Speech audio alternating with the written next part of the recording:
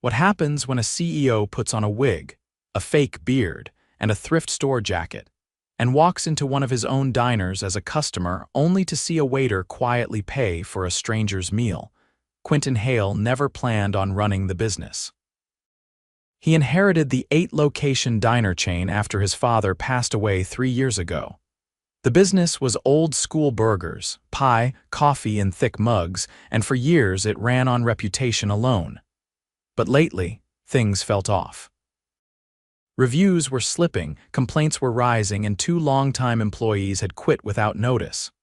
The reports he got from district managers were always polished, too polished. "Everything's fine," they'd say. Just a few lazy staff were rotating out. Quentin didn't buy it anymore. He wanted the truth not from filtered reports, but from the floor.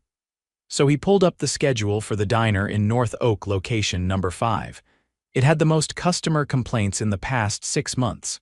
He chose that one. He'd never been to that store, never met the staff. Most of them had only been hired after his dad's death. They wouldn't know what he looked like. And even if they'd seen his photo in some old staff newsletter, he looked completely different now. He'd shaved his head the year before, but for this, he wore a full brown wig and a beard. Glasses helped hide his sharper features. He even changed his posture, more slouched, more casual. He walked into the diner a little after 2 on a Tuesday afternoon. Midday lull, the place smelled like fryer oil and burnt toast. A teenage hostess barely looked at him as she led him to a booth near the kitchen. The music overhead was too loud and the table hadn't been wiped down well. There was ketchup dried along the edge. He looked around. A few families, an older couple, 2 guys on laptops. The staff was moving but not fast. The waiters looked rushed but not efficient. He saw a tall man in a black apron juggling 4 plates at once. Another waiter leaned against the counter, scrolling on his phone. A woman's voice barked from the kitchen. "Table 8's been waiting 15 minutes, Logan." Quentin raised an eyebrow. He wasn't impressed. His server, a young woman named Kayla, looked tired but kind. She took his order coffee, pancakes, and apologized for the mess on the table. "We're down 2 people today," she explained. "One called out, the other quit mid-shift yesterday." "Is that normal?" Quentin asked, keeping his voice light. She hesitated. "Lately, yeah," he didn't press. She seemed honest, just worn out. From his seat, he had a clear view of the register. That's when it happened. A mother walked in with 2 kids. One of them, a little boy, was wearing a school uniform that looked too small. They sat quietly at a corner booth. Quentin noticed the mother kept checking her purse, counting bills, then counting again. A waiter approached. Not Kayla, but someone else, tall, lean, with short, dark curls. His name tag read Luca. Quentin watched as Luca knelt by the table. He spoke softly, checking on the kids, pointing to the menu like he was walking them through it. The mother whispered something, embarrassed. Quentin leaned closer. Luca shook his head gently and smiled. "Don't worry about it. I've got you guys today, okay? Get what you need." The mother looked like she was about to cry. She nodded, wiping her eyes quickly. Luca walked to the register, pulled out his wallet, and handed over cash. Quentin stared. The guy didn't make a scene. No announcement, no drama. He just paid, then went back to work like nothing had happened. A few minutes later, the district manager walked in. Miles.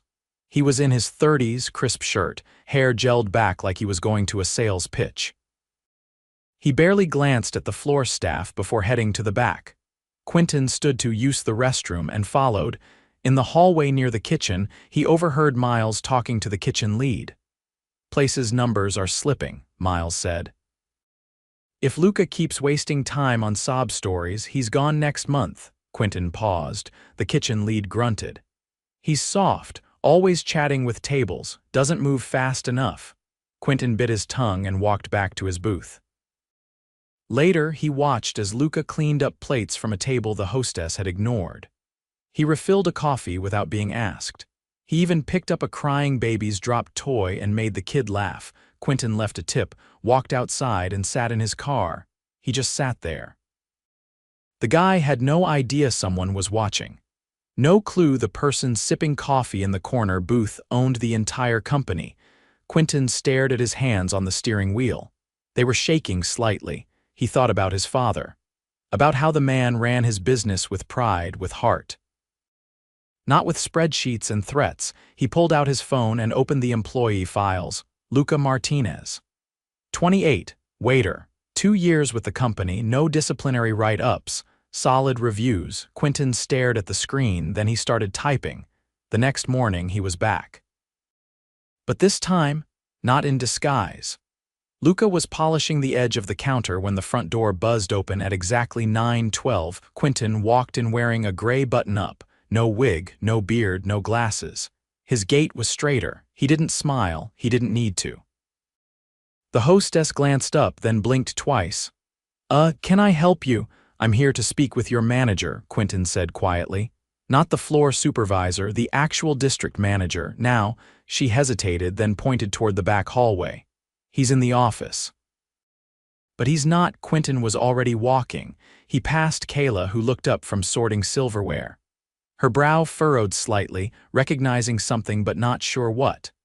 Luca was near the soda machine, wiping down trays. He didn't look up. Quentin knocked once, then pushed the office door open. Miles was leaned back in a padded chair, tapping at his tablet. He looked up, annoyed. "Who? I'm Quentin Hale," he said. The silence hit hard. Miles straightened in his seat. "I need you out of this store in 20 minutes. Don't speak to staff. Don't make a scene. Don't come back unless I call you." Miles opened his mouth. Quentin held up a hand. "I'm not here to debate." "What's this about?" Miles asked, his voice tight. "You'll get a formal review. Right now, you need to leave. I'll have HR follow up." Miles stood slowly, face pale. "You're not even going to hear my side. You've had 3 years to show me your side." Quentin turned and walked out before the man could respond. Outside the office, the bustle of the diner kept moving. Plates clattered. The fryer hissed. Quentin stepped to the center of the floor and called out, "Can I have everyone's attention for a moment?" The chatter died down. Even the kitchen quieted. Kayla looked stunned. Luca froze mid-step. The cook leaned around the heat lamp, squinting. "My name is Quentin Hale," he said. "I own this company. My father built it. Some of you knew him." The silence deepened. One of the older servers dropped a pen. "I came here yesterday as a customer," Quentin continued. "I sat in that booth," he pointed. "I watched how this place runs. I saw some things I need to fix." A few people exchanged looks. "I also saw something remarkable. I saw one of you go out of your way to take care of a struggling family. No cameras, no attention, just kindness." Luca's eyes were locked on the floor. Quentin looked at him. "Luca. Come here." There was a long pause. Then, slowly, Luca stepped forward. "I know you don't like recognition," Quentin said, "but I want to thank you. What you did yesterday reminded me what this place is supposed to stand for." Luca's voice was quiet. "I just tried to help. You did more than that. You represented this company better than most people at the top even understand how to." Quentin reached into his jacket and pulled out a folded sheet of paper. "This is a letter of reassignment. You're being promoted, effective immediately. I want you training our new hires across the region. Hospitality, empathy, service, the stuff you do naturally. I want that standard everywhere." Luca didn't move. "I'm not a manager." "You don't need to be," Quentin said. "You just need to be you." A few people clapped. Someone near the back whistled low. Quentin turned to the rest of the staff. "Some changes are coming. I'll be visiting every location. And I won't be sending emails ahead of time. If you've been carrying more than your share, I see you. If you've been hiding behind titles, that ends today." He let the words settle. Then he nodded once and walked out the door. Outside, the air was cooler than the day before. He stood on the sidewalk, watching cars roll past, feeling something uncoil in his chest for the first time in months. Back inside, Luca stood where he was, still holding the towel in one hand. Kayla came up beside him. "You knew he was watching yesterday," he shook his head slowly. "No idea," she exhaled. "Well, damn, they didn't say anything else." In the office, Miles was gone. An hour later, Quentin was in a different diner, 2 cities over.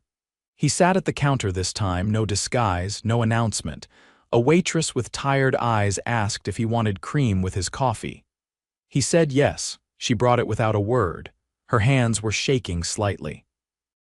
He watched the line cooks through the open pass. One of them was cutting corners, stacking raw meat near the lettuce. Another was yelling at a younger prep hand. He didn't write anything down, he wouldn't need to. Quentin walked into the third location just after 5 p.m. The dinner rush had already begun.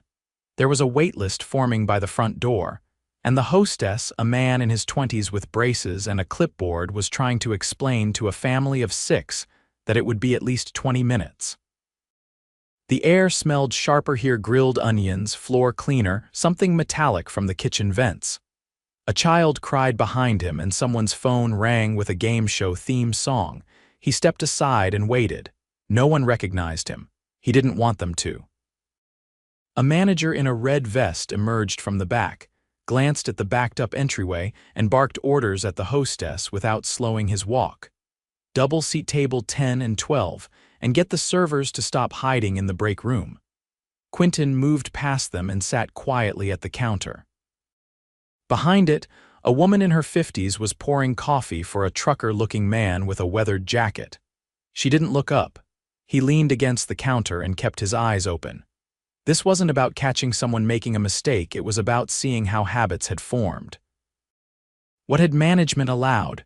What had they ignored? After 20 minutes, 2 separate tables walked out. No one stopped them. No apology. No attempt to recover the service. The servers were clearly outnumbered. One of them, a young man with a limp, was covering 4 sections. He was sweating through his collar. Not once did the red-vested manager step in. Quentin turned to the woman at the counter. "What's the deal with the manager?" he asked. She looked up, took him in for a second, then said, "Kyle. He clocks in late, hides in the office, and only comes out when he wants to criticize someone. He's not interested in helping." "Have you brought it up?" "To who?" she said, rinsing a mug. "The same people that hired him.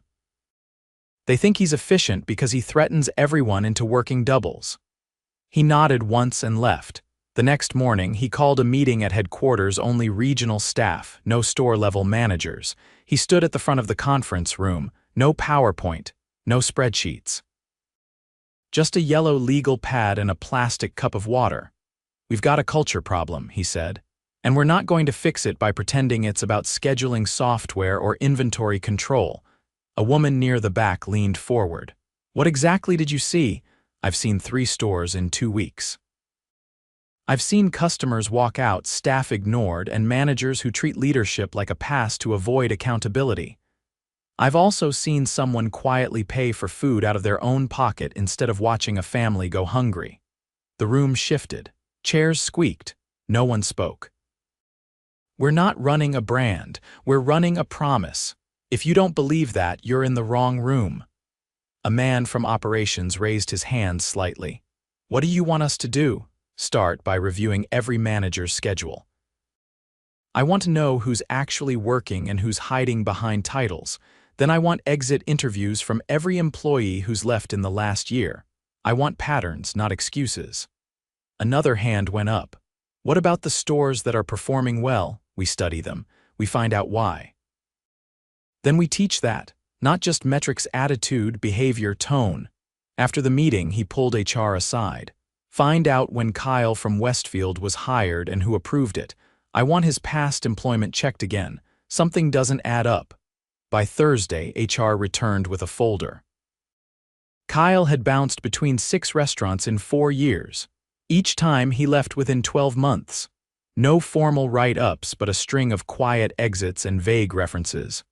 "Why wasn't this caught?" Quentin asked. His references were phone calls, not in writing. "Someone here signed off without checking beyond that." He closed the folder. "Suspend him. Replace him with someone internal. I'll announce it myself." That afternoon, he drove back to Westfield. This time, he waited until the store emptied out before pulling the floor staff into the back room. They were nervous servers, dish staff, a prep cook with headphones around his neck. Kyle stood in the corner, arms folded. Quentin looked at the group, not at Kyle. "I'm removing your manager effective today," he said. "You'll be under interim guidance until we promote someone from within," Kyle scoffed. You just walk in here and fire people without even asking for context. Quentin didn't glance at him. I did ask. I asked your team, I watched their work, I listened to customers. That gave me more context than your reports ever did. Kyle's mouth tightened. This is ridiculous. You're done here, Quentin said. HR will contact you. Kyle pushed off the wall and stormed out, muttering something under his breath. When the door shut, no one moved. It was dead quiet except for the hum of the old fridge in the corner. I know trust takes time, Quentin said, but I'm not here to play savior. I'm just here to clean up what I allowed to fester. That's on me. The prep cook raised his hand. You really own the place. I do, Quentin said. And it's time I started acting like it. The woman from the counter, her apron still dusted with flour, crossed her arms. What happens to us now? You get a say. Starting Monday, every store will hold a round table, no managers, just staff and one facilitator. I want your feedback recorded directly, not filtered. A young server asked, will anything actually change? Quentin nodded. If it doesn't, I'll shut it all down. I won't run a company that runs people into the ground. The prep cook spoke again, more quietly this time. You said someone paid for a family's meal, Quentin nodded. Yeah, that's rare. Shouldn't be, Quentin said. We're not here just to serve food, we're here to serve people. I forgot that. I won't forget again. He left before they could ask more. That night, he sat at his father's old desk, back at headquarters. The wood was worn, the corners chipped from decades of use. He opened the bottom drawer and pulled out an old menu, laminated, yellowed at the edges. On the back, his father had written something in faded marker. People before product, always. Quentin stared at the words for a long time, then he made a phone call. Get Luca on the line. Tell him we're building something new. Luca stepped into the downtown training facility just after 8. The building didn't look like much from the outside, just another concrete block in a row of aging storefronts. But inside, the walls were glass bright, and the air smelled faintly of lemon cleaner and brewed coffee.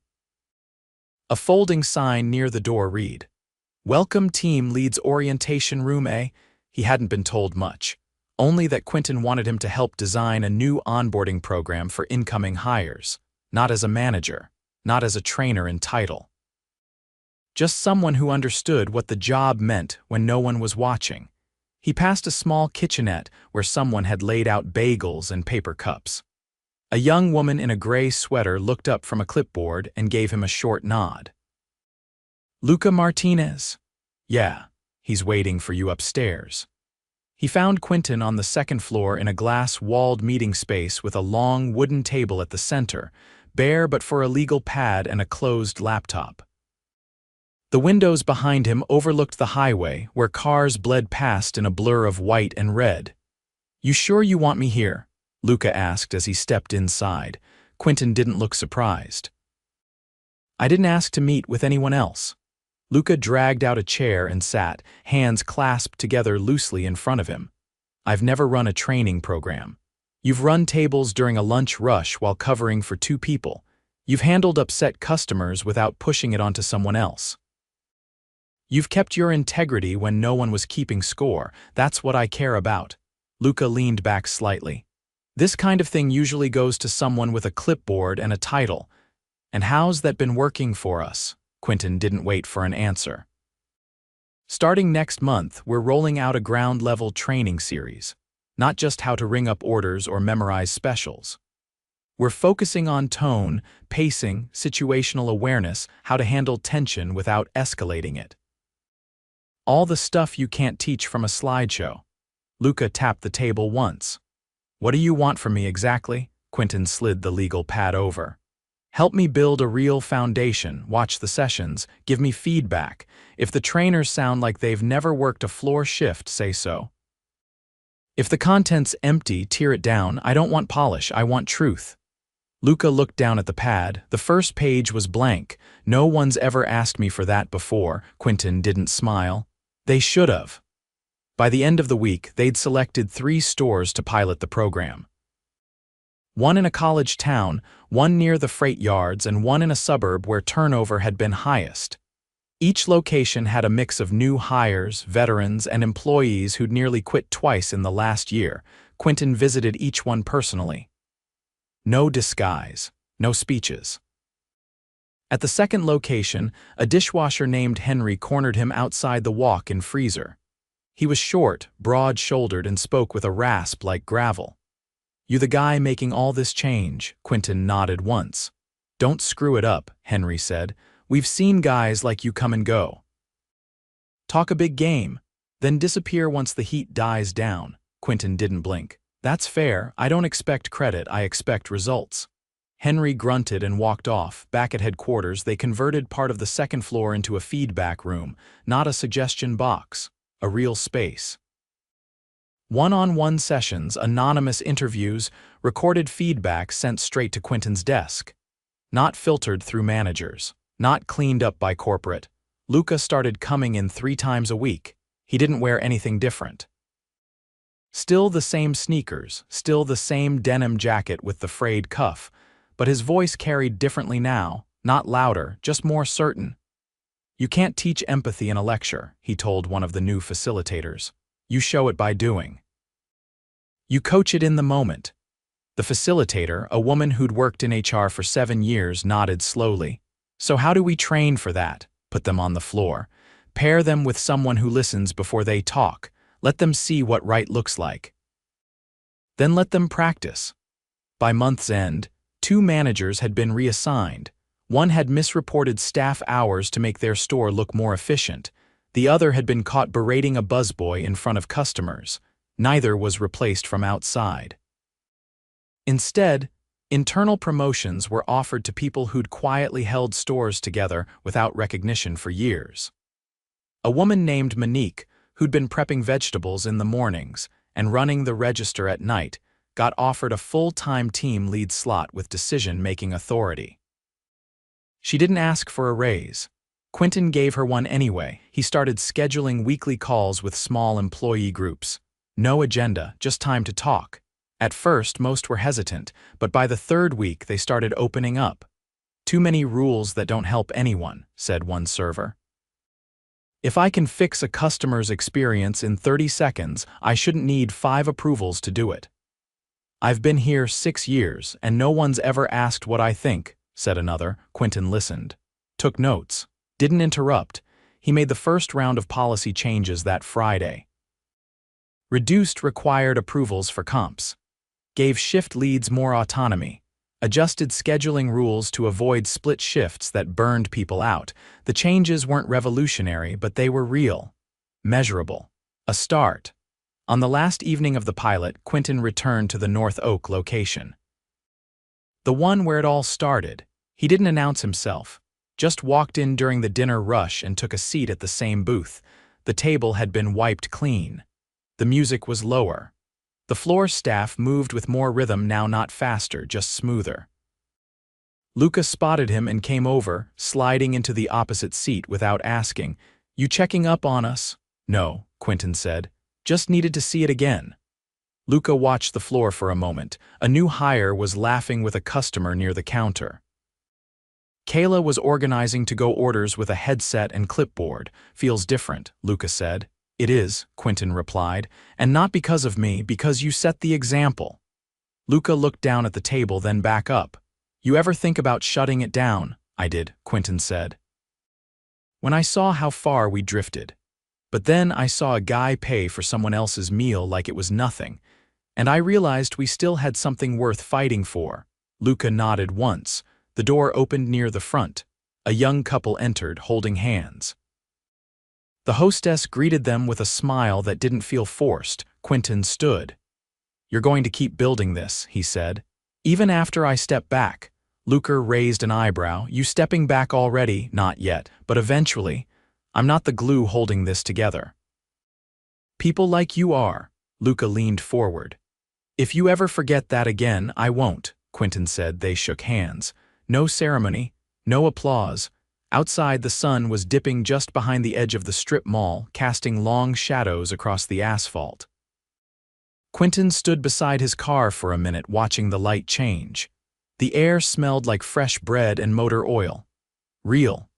Imperfect. Alive, he got in and pulled away without looking back. He didn't have to, the work had already begun.